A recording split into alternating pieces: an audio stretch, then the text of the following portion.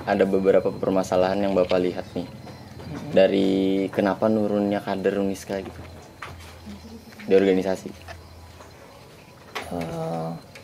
Menurutnya ini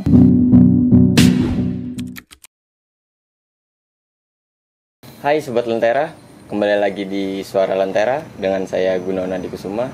Kali ini saya akan membawakan program Suara Lentera pada kali ini.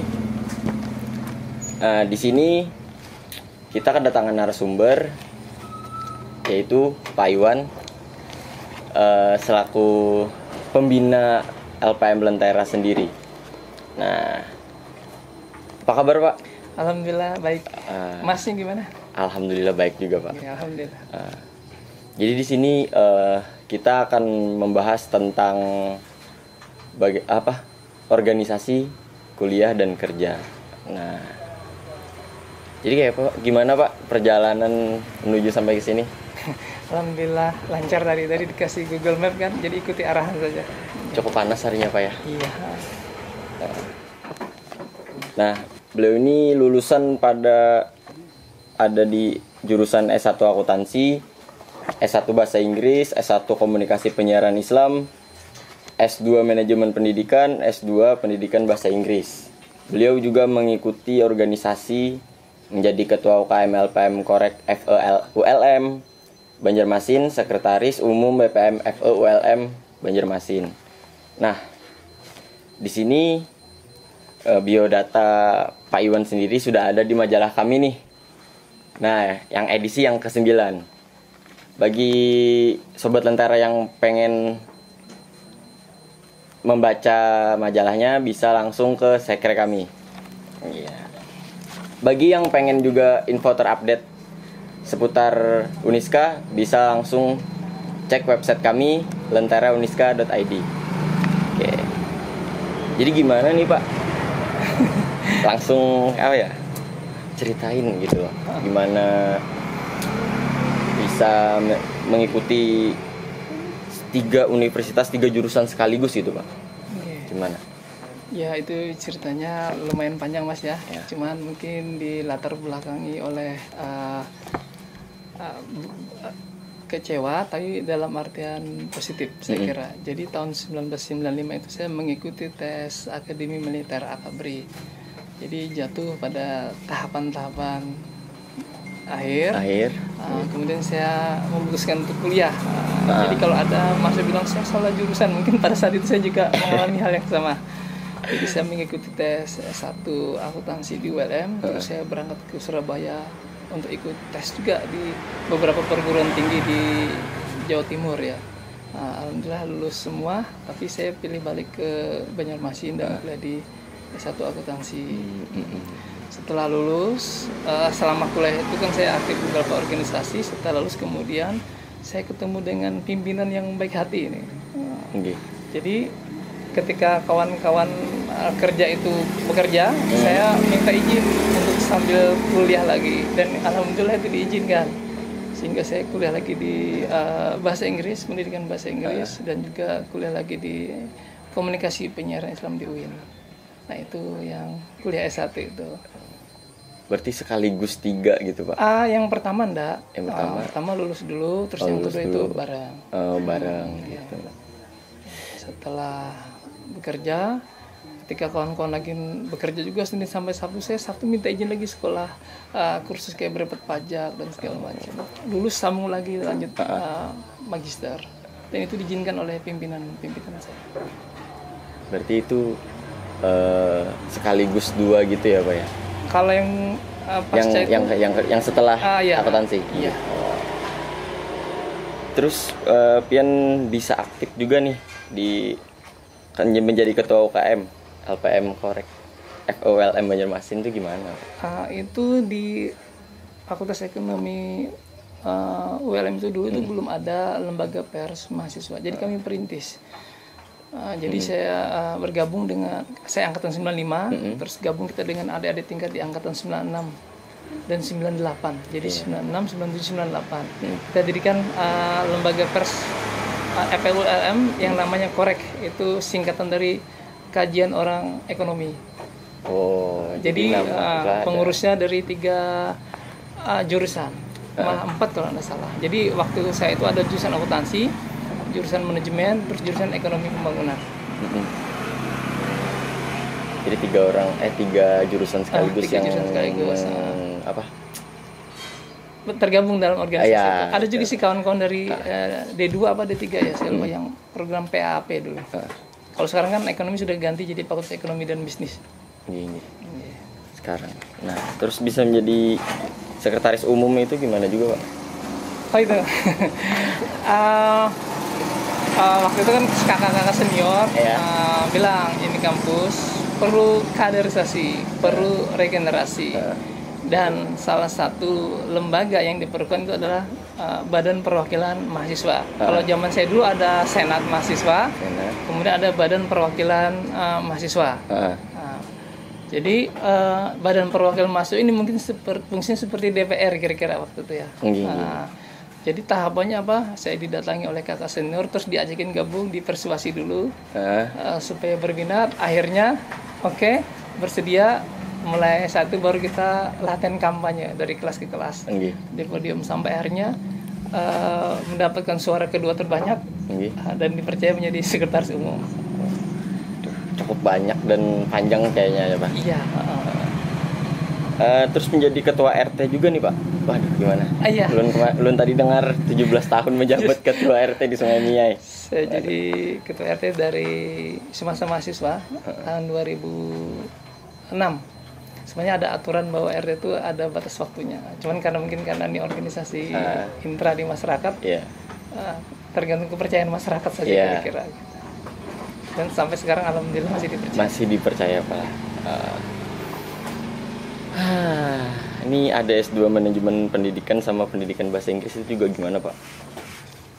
Ya, prinsipnya karena suka belajar. Senang sekolah kira-kira. Senang belajar ya, Pak? Iya, senang menuntut belajar. ilmu. Suka baca buku. Nah, mungkin dari organisasi tadi nih, Pak, kembali lagi kan. Mungkin apa yang pian dapat, Pak? Yang saya dapat, banyak yang saya dapat.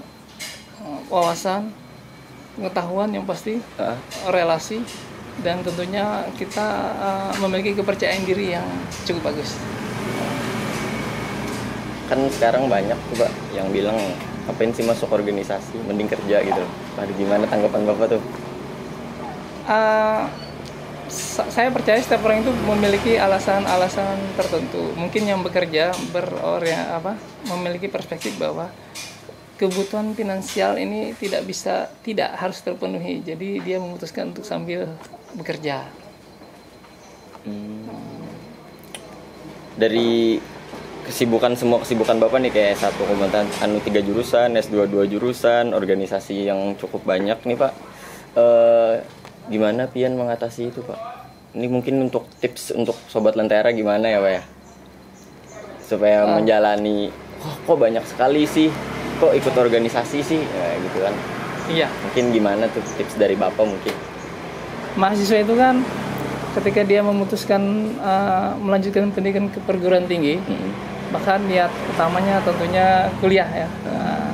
Tapi tidak bisa dipungkiri juga bahwa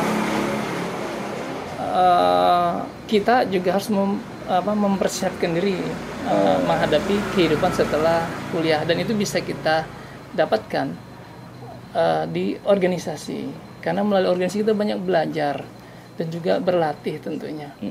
Jadi kesibukan mahasiswa bekerja, kuliah, dan organisasi ini memang harus di manage sedemikian mungkin dengan tetap memprioritaskan kuliah.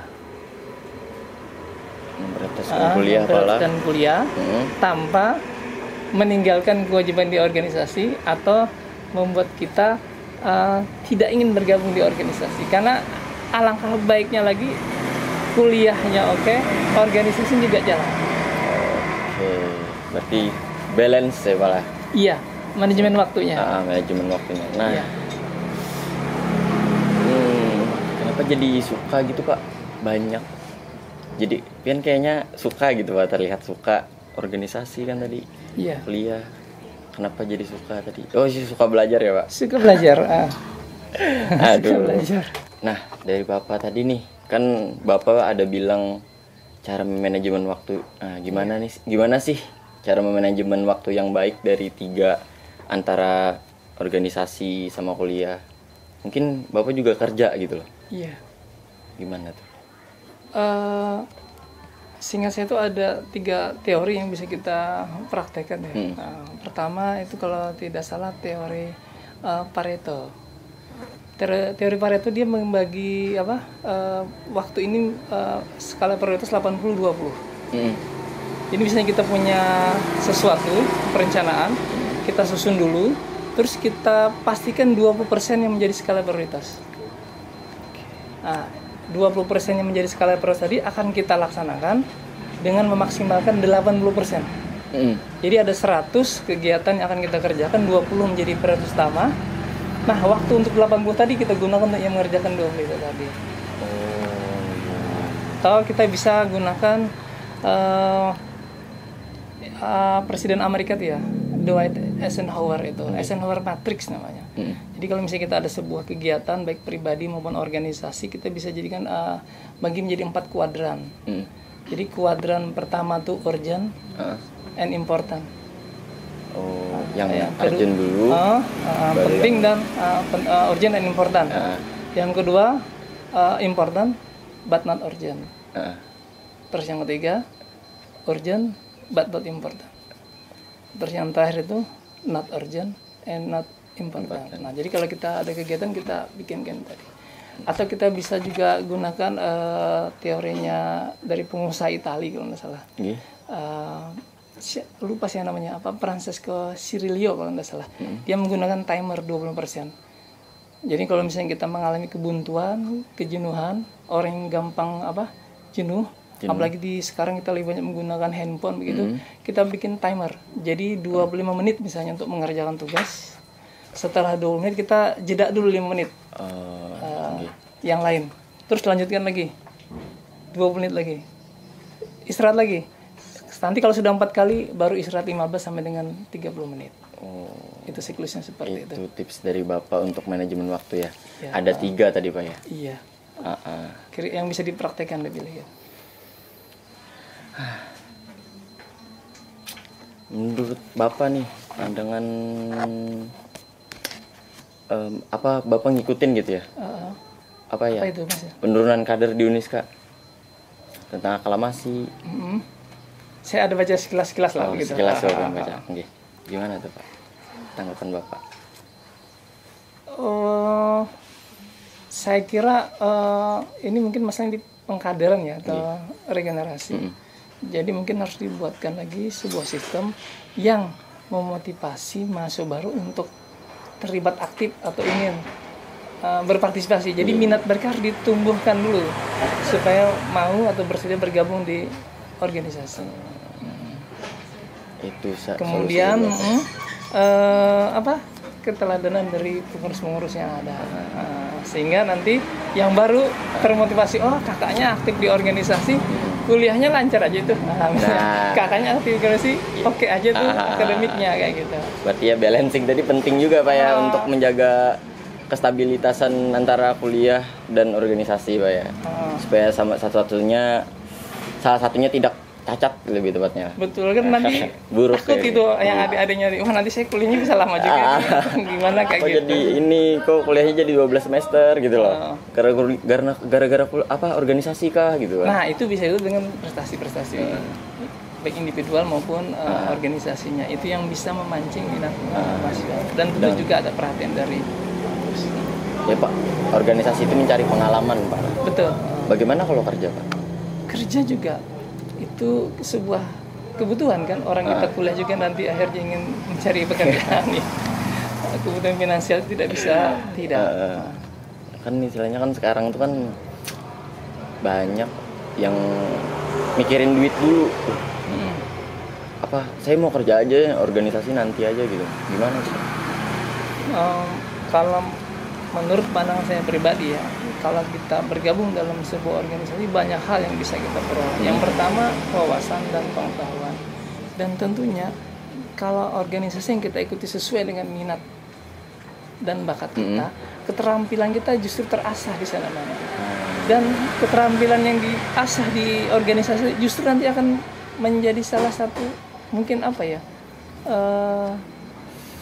terobosan ya bisa menjadi misalnya di jurnalis misalnya, terasa dia membuat berita, menulis sebuah tulisan, nanti bisa jadi wartawan, bisa jadi penulis buku, atau bisa jadi dosen.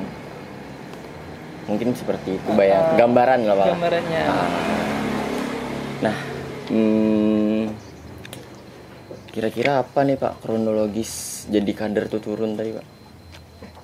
Kira-kira permasalahannya nih, kan tadi Bapak bilang solusi kan, mungkin ada beberapa permasalahan yang Bapak lihat nih dari kenapa nurunnya kader Uniska gitu di organisasi. Menurutnya ini saya kira banyak faktor ya, dari mahasiswanya itu sendiri mungkin, kemudian juga sosialisasi ataupun promosi dari organisasi itu. Jadi kalau misalnya mahasiswa ini memiliki latar belakang ekonomi yang mungkin menengah ke bawah, maka orientasi dia kuliah tentunya selain menuntut ilmu, menambah wawasan dan pengetahuan, tentu dia punya orientasi setelah lulus nanti harus cepat cari kerja kayak gitu. Dia sehingga dia tidak sempat lagi memikirkan bergabung di organisasi. Nah, dari sisi organisasi sendiri ini perlu promosi gencar, sosialisasi dengan kegiatan-kegiatan yang sifatnya terbuka, jadi mahasiswa bisa melihat. Salah satunya ini seragamnya menarik juga memancing minat orang untuk bergabung di organisasi. Mungkin nih salah satu ya, supaya duduk di sini gimana? Gitu. Gimana di depan kamera ya? Iya. Langkah awal lah. Iya. Langkah awal ini. Contohnya saya. Ini ganteng seragamnya oke kan? Iya.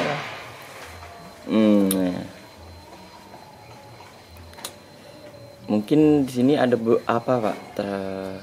Faktor yang mungkin membuat,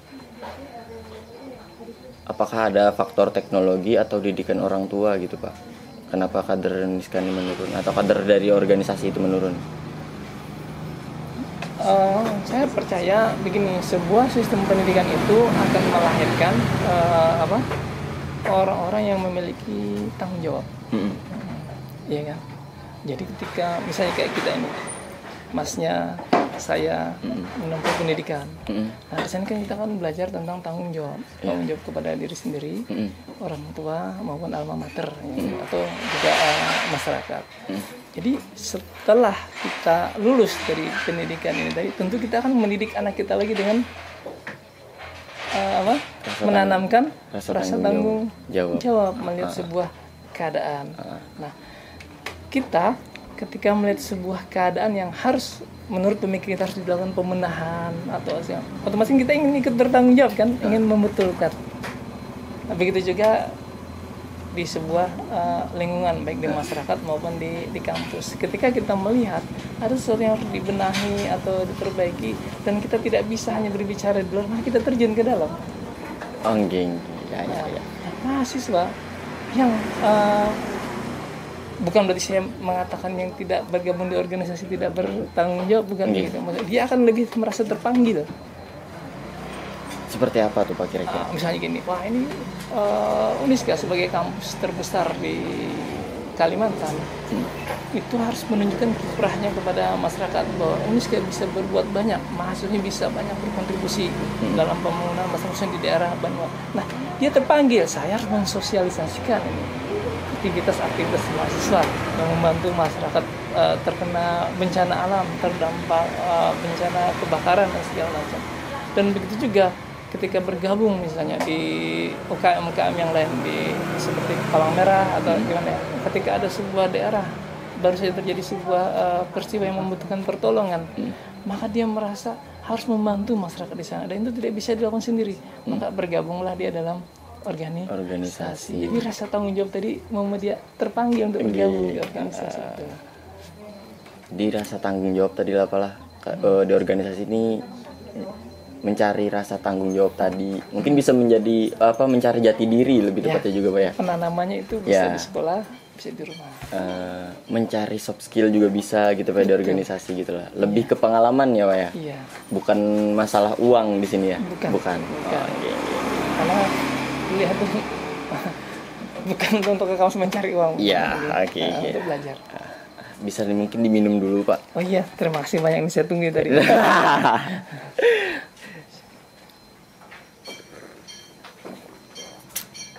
Nah, bagi yang nanya nih di mana program Suara Lentera pada hari ini, di sini lagi kan, saking gugupnya Pak ya mungkin ya. Nah, di sini Handil Bakti, di mana ini alamatnya? Di sini ada warung-warung kopi. Di sini sesuai juga nih untuk budget mahasiswa dari harga 3.000 sampai 10.000. Mungkin mahasiswa Uniska sendiri nih, para warga Uniska bisa nongkrong di sini. Nanti bisa dicantumkan nanti di bawah di deskripsi di alamatnya di mana. Nah, begitu.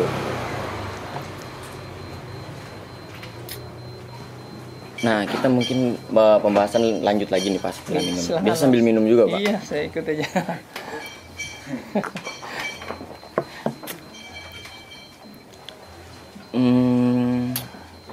Pandangan Bapak nih terkait organisasi internal kampus sama eksternal kampus. Bagaimana? Bagaimana pandangan Bapak terkait itu? Saya kira sama-sama bagusnya ya untuk mahasiswa, karena kan poinnya bergabung di organisasi ini adalah menambah wawasan, pengetahuan, memperkuat jaringan, dan juga mendapatkan skill-skill atau sub-skillnya nanti akan bermanfaat saya kira. Dan selain itu juga menambah portofolio saya kira. Artinya pernah gabung kayak gitu ya. Mungkin dari organisasi internal dan eksternal ada perbedaan tertentu nih Pak. Apa kira-kira? Ya, tentunya berbeda, tapi tujuannya saya kira sama. Untuk ke pribadi dia yang saya sebutkan tadi, untuk yang secara eksternal tentunya untuk kemaslahatan orang banyak ya, untuk kemajuan bangsa, bermanfaat bagi benua, kan seperti itu. Oke. Mungkin itu saja Pak dari Suara Lentera. Kira-kira ada tambahan lagi kira-kira dari Bapak atau tips-tips gitu Pak? Ya, saya kira sebagai mahasiswa jangan hanya datang ke kampus untuk belajar, kuliah. Itu harus banyak hal yang harus kita ketahui dan pelajari, dan itu tidak dapat di bangku kuliah. Justru kita dapatkan kita bergabung dalam sebuah organisasi. Kita belajar berinteraksi, berkomunikasi, kemudian beradu argumen dalam rangka menambah wawasan pengetahuan. Itu jauh lebih penting saya kira, karena hal ini kadang justru bermanfaat secara langsung ketika memasuki dunia kerja, di samping pengetahuan yang kita dapat di bangku kuliah. Ya mungkin segitu saja program Suara Lentera pada hari ini. Saya ucapkan terima kasih. Jangan lupa subscribe channel Lentera Uniska. See you in the next Suara Lentera.